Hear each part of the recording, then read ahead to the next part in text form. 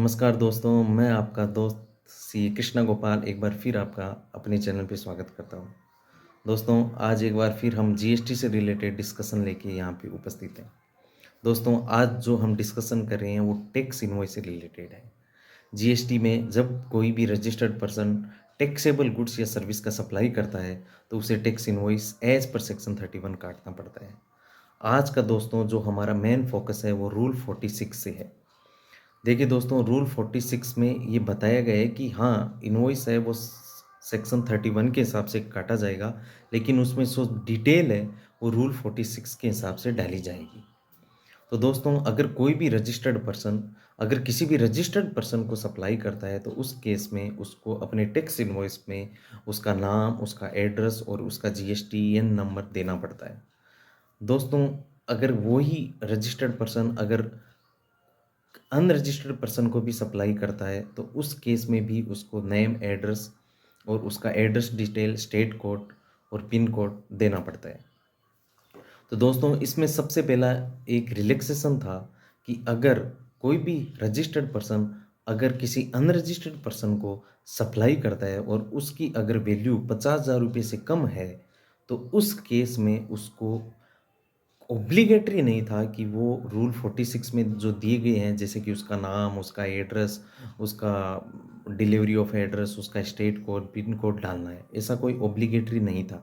जैसा कि हम एग्जांपल से लेते हैं कि हम मान लीजिए किसी होटल में खाना खाना जाते हैं, तो होटल वाला हमसे ये नहीं पूछता है कि आप कहाँ से हैं, सर आपका एड्रेस क्या है, ऐसा किसी भी प्रकार का वो डिटेल हमसे नहीं मांगता है और वो सीधा हमारा इनवॉइस काट के दे देता है।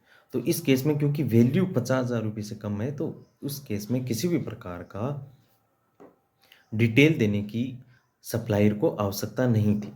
अब दोस्तों, इसमें एक चेंज आया है रूल 46 के क्लोज ऐप में।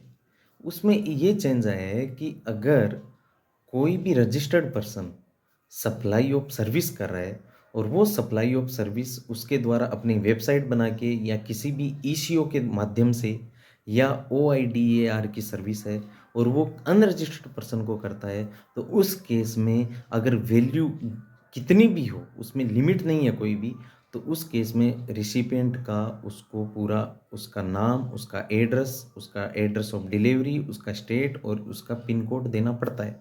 तो ये सबसे बड़ा अमेंडमेंट है जो कि आपके एग्ज़ाम में पूछा जा सकता है।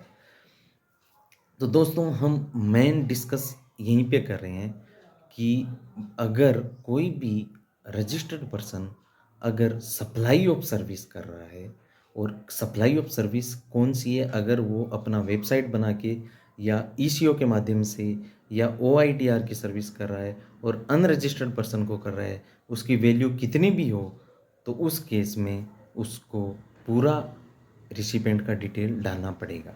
तो दोस्तों, इस सब का इम्पैक्ट है ना प्लेस ऑफ सप्लाई में आया है। अब रूल जो इम्पैक्ट किए है ना वो प्लेस ऑफ सप्लाई के सर्विस वाले पोर्शन में किए हैं।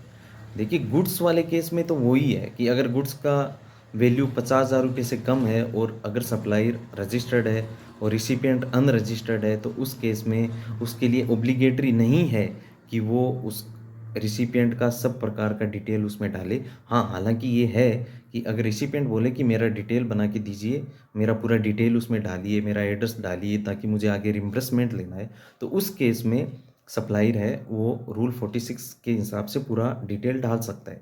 लेकिन अब भी गुड्स के केस में वही प्रोविज़न है, पहले की तरह ही है। अगर 50,000 रुपये से वैल्यू कम है तो कोई ओब्लिगेटरी नहीं है। लेकिन जो सबसे ज़्यादा चेंज आया है वो सर्विस के केस में आया है। और सर्विस कौन सी?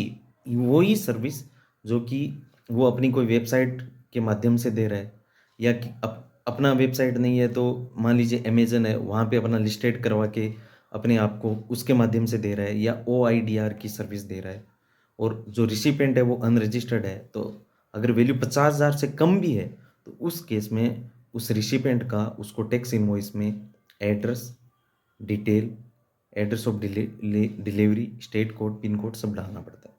दोस्तों, इन सब का इम्पैक्ट आया है ना वो प्लेस ऑफ सप्लाई में आया है, प्लेस ऑफ सप्लाई के सर्विस वाले में आया है, जो कि सेक्शन 12 की सबसेक्शन 2 में आया है।